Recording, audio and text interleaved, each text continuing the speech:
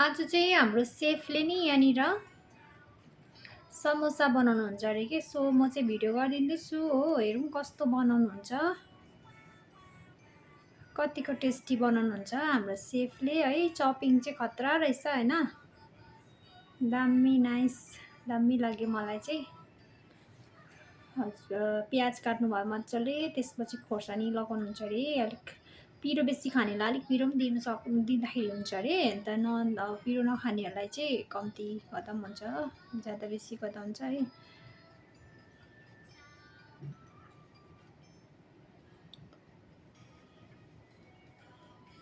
त्यसपछि धनिया पत्ता लाउनुभयो क्या स्टाइलमा काटिदिनु भयो त हौ धनिया पत्ता अनियन चिल्ली त अन्त कम्ती पुदिना पत्ता पनि लाउनु हुने अरे होइन अन्त यो प्याज कली पनि लगाउनु हुने अरे स्प्रिङ अनियन सबै एकै जग्गा एड गर्नुभयो उहाँले चाहिँ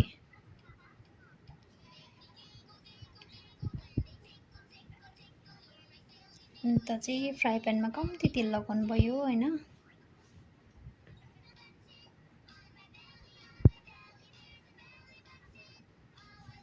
अन्त यसमा चाहिँ मासु लगाउनु भयो अन्त मासु माथिबाट चाहिँ किमा माथिबाट चाहिँ हल्का यो के भन्छ नुन अनि त्यसपछि चाहिँ अदरक लसुनको पेस्ट लगाउनु भयो उहाँले चाहिँ हेरौँ कस्तो हुन्छ म चाहिँ फर्स्ट टाइम खाएको है तपाईँहरूले चाहिँ मासुको समोसा खानु भएको समस्या भन्दो रहेछु म त हो समस्या त नखानुस् होला समस्या धेरै छ हो समोसा चाहिँ खानुहोस् होला समोसा चाहिँ कस्तो हुन्छ मासुको भन्दाखेरि चाहिँ अब हेरौँ कस्तो हुँदो रहेछ होइन इसको कितना टाइम तक फ्राई करते आप यो चाहिँ मजाले कुक हुनुपर्छ अरे अझै अलिक एकछिन हो जस्तै हामीले यो बनाउँछ नि फालेहरू बनाउँछ नि त्यसरी बनाउँदाखेरि त्यो किमा बनाउँछ नि लाइक त्यसरी नै उनीहरूले पकाउँदो रहेछ अन्त त्यो पानी चाहिँ सबै सुक्नुपर्छ अरे तबसम्म चाहिँ अब 90मा त्यस्तै 100मा 80% चाहिँ पाकिसकेको हुनुपर्छ अनि फ्राई गर्दा गर्दा त्यो त पाकिहाल्छ होइन नपाएको पेटमै पकाउने लगेर वाउ यो त स्मेल चाहिँ यति टेस्टी आइरहेको छ स्मेल चाहिँ कस्तो आयो भन्दा चाहिँ मोमोको क्या हो मोमो खम लाग्यो मलाई त समोसा भन्दा पनि मोमोको क्रेभिङ भयो त हेर्नु सक्नुहुन्छ अघि किमा कस्तो थियो अन्त अहिले कस्तो छ अन्त माथिबाट ग्रिन चिल्ली लाउनु भयो ग्रिन चिल्ली माथिबाट चाहिँ यो काश्मिरी मिर्ची पाउडर हाल्नुभयो उहाँले चाहिँ त्यसलाई पनि मजाले पकाउनु हुँदैछ अन्त अघिको अनियन चप लगाउनु भयो त्यसलाई पनि मजाले मिक्स गरिदिनु भयो होइन हेर्दाखेरि चाहिँ सेतो मुला काटेको जस्तो भयो देखिरहेको छु मैले चाहिँ कस्तो खान मन पर्यो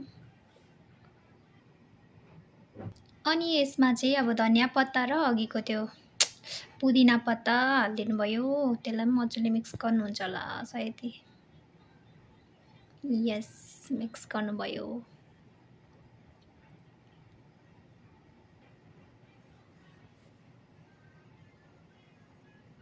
अन्त अब चाहिँ एउटा बलमा होइन यो के भन्छ मैदा कम्तीनिर यो नुन भन्दै रहेछु के भन्छ यो बेकिङ पाउडर है हाल्नुभयो सोडा मजाले मिक्स गर्नुहुँदैछ जरुरत अनुसार वाटर लगाउनु हुँदैछ उहाँले चाहिँ अर्काले खाना पकाएको हेर्नु त मजा आइँदो रहेछ यार आफूले पकाउँदा अब दिमाग खराब हुन्छ त है घरि के मिल्दैन घरि के मिल्दैन टेन्सन मिठो हुन्छ कि हुँदैन भन्ने कुरामा थाहा छैन कसरी आयो हेर्नु सक्नुहुन्छ कति मजाले बनाउनु भयो होइन अन्त यहाँ चाहिँ नाइफको इस्तेमाल गरेर उहाँले कट गर्नुहुँदैछ होइन हेर्नु सक्नुहुन्छ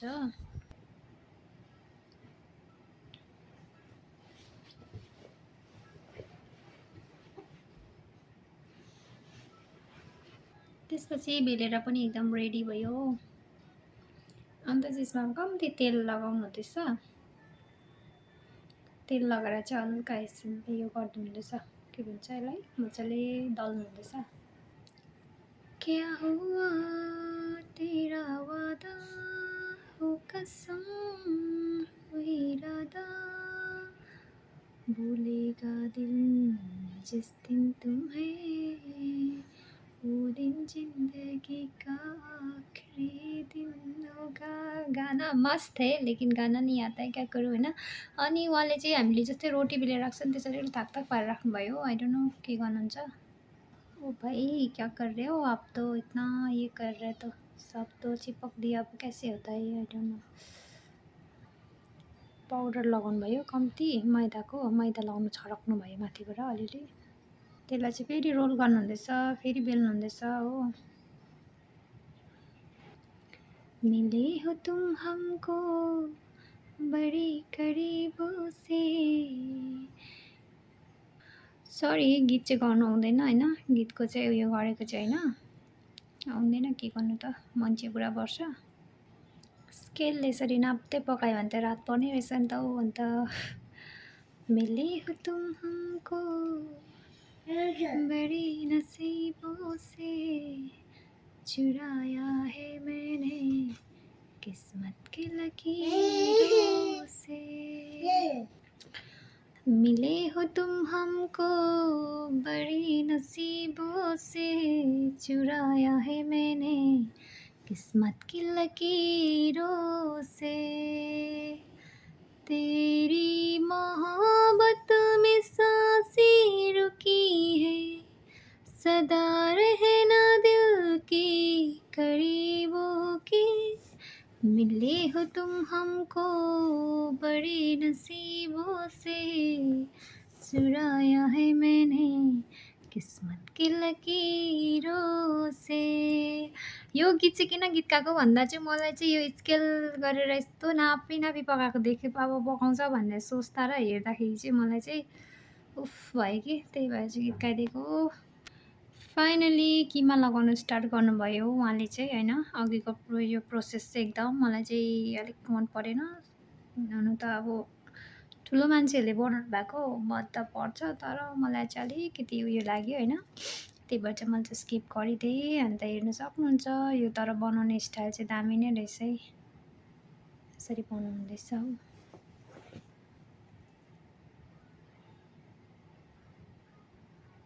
हेर्न सक्नुहुन्छ कम्ती तेल लगाउँदै, तेलमै चाहिँ उयो लगाउनु पर्छ क्रिम। बनाइसक्नुभयो, बनाइसकेर पनि यहाँनिर फ्राई गर्नुहुँदैछ हो, हेर्नु सक्नुहुन्छ। अन्त फोकको मद्दत लिएर चाहिँ तिनलाई पल्टाइदिनु हुँदैछ।